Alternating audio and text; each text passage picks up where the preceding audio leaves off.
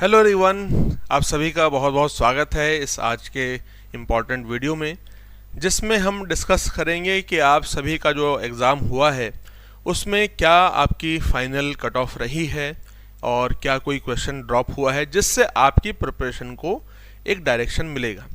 मैं हमेशा आपको अपने सेशंस में बताता हूँ कि डायरेक्शन का, सही डायरेक्शन का देखिए होना बहुत ज़रूरी है, क्योंकि अगर डायरेक्शन नहीं होगा तो आप किस दिशा में आगे बढ़ रहे हैं, किस डायरेक्शन में आगे बढ़ रहे हैं, हो सकता है कि वो आपको आपके लक्ष्य तक, जेआरएफ तक ना लेकर जाए। तो इसलिए सही दिशा में आगे बढ़ना ज़रूरी है, जिसमें से बहुत सारे ऐसे पॉइंट्स हैं जिनको आप ध्यान में रख सकते हैं। सिलेबस को, आपकी प्रीवियस ईयर क्वेश्चंस को, और साथ ही साथ आपका क्या एक मिनिमम क्राइटेरिया होना चाहिए, मिनिमम क्या आपको स्कोर अचीव करना ही पड़ेगा अगर आपको जेआरएफ क्रैक करना है तो।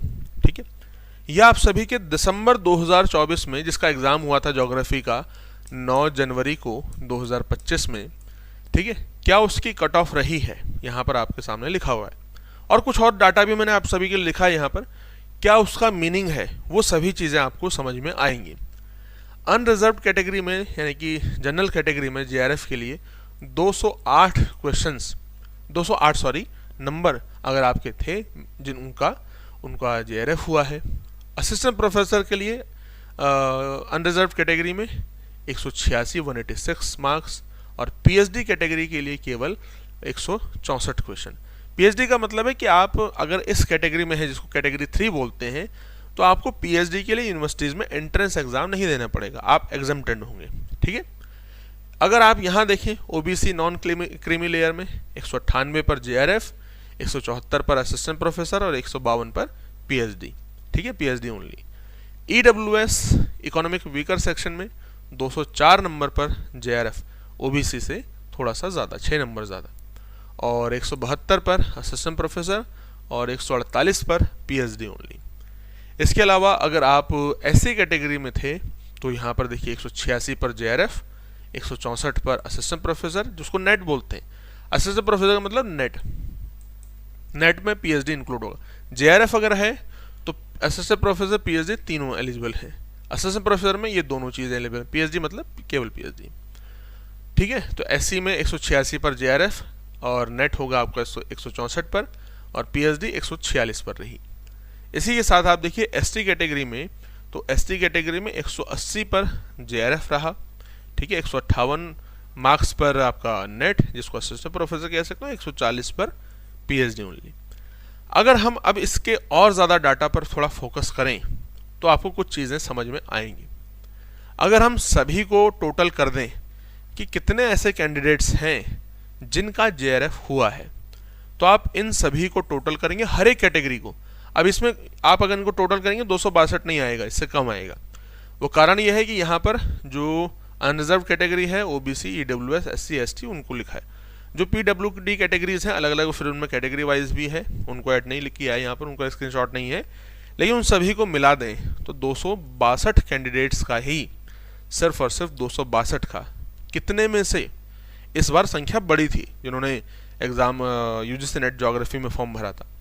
41,145 कैंडिडेट्स थे जिन्होंने फॉर्म भरा था, 41,145, जिसमें से अपीयर हुए केवल 31,425, मतलब लगभग 10,000 के आसपास कैंडिडेट्स थे जिन्होंने फॉर्म भरा तो सही, लेकिन एग्ज़ाम नहीं दिया।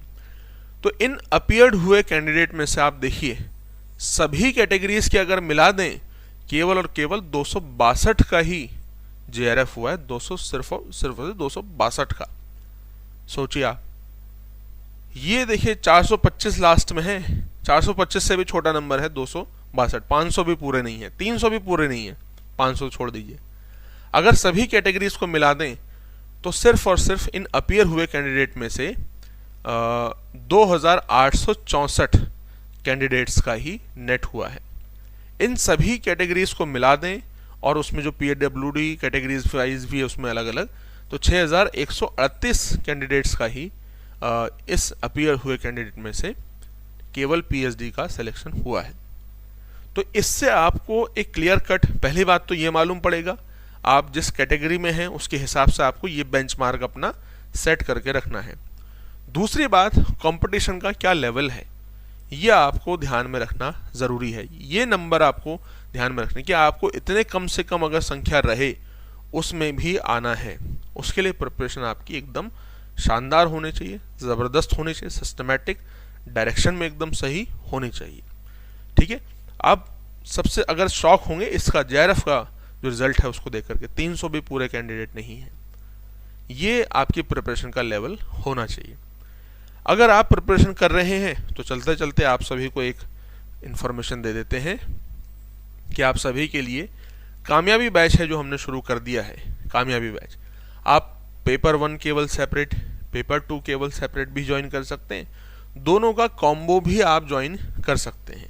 कामयाबी बैच, पेपर 1 आपको अजय सर पढ़ा रहे हैं, पेपर 2 कंप्लीट मैं आपको कवर कराने वाला हूँ। बेस्ट प्रिपरेशन के लिए अभी शुरू कीजिए, क्योंकि आज से हम ओशनोग्राफी की यूनिट शुरू कर चुके हैं। प्रीवियस जो भी हमारी क्लासेस हुई हैं वो आपको रिकॉर्डेड फॉर्म में मिल जाएंगी। किसी भी प्रकार की इन्फॉर्मेशन चाहिए 7983188839 पर अभी व्हाट्सअप कीजिए। टाइम आपके पास नहीं है, आज से लेकर 31 मई 31 तक, 31 मई तक अगर आप काउंट करें तो आपके पास 100 डेज भी नहीं बचे, लेस देन 100 डेज हैं। इस कम टाइम में बेस्ट प्रिपरेशन करनी है, ये बैच आपके लिए है, कामयाबी बैच, जो आपको कामयाब बनाएगा। RPSC assistant professor, MPPSC assistant professor के लिए असिस्टेंट प्रोफेसर का बैच भी चल रहा है, जिसमें स्पेसिफिक रूप से फोकस करेंगे असिस्टेंट प्रोफेसर के एग्जाम पर। ठीक है, तो आप असिस्टेंट प्रोफेसर के लिए प्रिपेयर कर रहे हैं तो ये बैच आपके लिए है। टेस्ट सीरीज, जिसकी सबसे ज़्यादा डिमांड थी, सबसे ज़्यादा ज़रूरत है स्टूडेंट्स को, टेस्ट सीरीज की हम शुरुआत कर चुके हैं। टेस्ट इसमें रेगुलर चल रहे हैं, पेपर 1 के भी टेस्ट चल रहे हैं और पेपर 2 में तो 10 टेस्ट होने वाले हैं कंप्लीट। उनकी एक्सप्लेनेशन फिर आपको दी जाती है, वो सभी चीज़ें आपको बता दी जाएंगी। इसकी सेपरेट वीडियो है, उसको ज़रूर आप देख लीजिएगा, या फिर यहाँ आई बटन आपको दिख रहा है ना, इसमें भी शायद आपको लिंक आ रहा होगा, उसको देख लीजिएगा। ठीक है, इसके अलावा देखिए ये अपडेटेड नोट्स कंप्लीट सिलेबस के आने वाले हैं बहुत ही जल्द। ठीक है, बेस्ट नोट्स, अपडेटेड नोट्स, जो रीसेंट एग्जाम पैटर्न है, ट्रेंड है, उसके हिसाब से तैयार किए गए हैं, ये आने वाले हैं। इसके अलावा 2500 प्लस MCQs की जो बुक है ये आप सभी के लिए आ चुकी है। 2500 प्लस MCQs, PYQs इसमें इंक्लूड हैं विद डिटेल्ड एक्सप्लेनेशन। ठीक है, हिंदी मीडियम में भी आने वाली है, इंग्लिश मीडियम में आ चुकी है, ज़रूर इसको आप परचेस कर सकते हैं। कॉम्बो इन सभी का परचेस कर सकते हैं, इन विद पेपर 1 और ये विदाउट पेपर 1 है। ठीक है, अगर आपको बेस्ट प्रिपरेशन करनी है तो बेस्ट आपको बैच ज्वाइन करना होगा, जो कि मैंने आपको बताया, कामयाबी बैच। अगर इस नंबर के अंदर आपको आना है जून 2024 में, जून 2025 में सॉरी, आपको यहाँ आना है ना, इसके अंदर कामयाबी बैच आपके लिए है। ठीक है, तो ये इन्फॉर्मेशन है। ड्रॉप क्वेश्चन की बात करें, कोई क्वेश्चन ड्रॉप नहीं हुआ है। एक क्वेश्चन है जिसमें 2 आंसर उसमें लगाए गए हैं, उसका स्क्रीनशॉट और उसकी जो PDF है वो ज्योग्राफी विद अंकित टेलीग्राम पर शेयर कर दी जाएगी। किसी भी इंफॉर्मेशन के लिए, PDF के लिए जो फ्री क्लासेस की PDF होती हैं वो सभी यहाँ ज्योग्राफी विद अंकित टेलीग्राम पर अपलोड की जाती है। यहाँ पर वो PDF शेयर कर दी जाएगी जो आपके फाइनल आंसर की है, इसकी PDF। ठीक है, तो चलिए, उम्मीद है ये सारी चीज़ें आपको समझ में आ चुकी होंगी।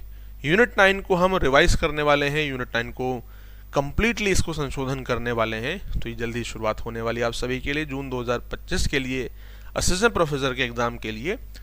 किसी भी प्रकार की इसके अलावा आपको इन्फॉर्मेशन चाहिए बैचेस से रिलेटेड तो यहाँ पर आपको व्हाट्सअप करना होगा। अभी फ़ोन उठाइए, व्हाट्सअप कीजिए, बैच ज्वाइन करके अपनी प्रिपरेशन शुरू कीजिए।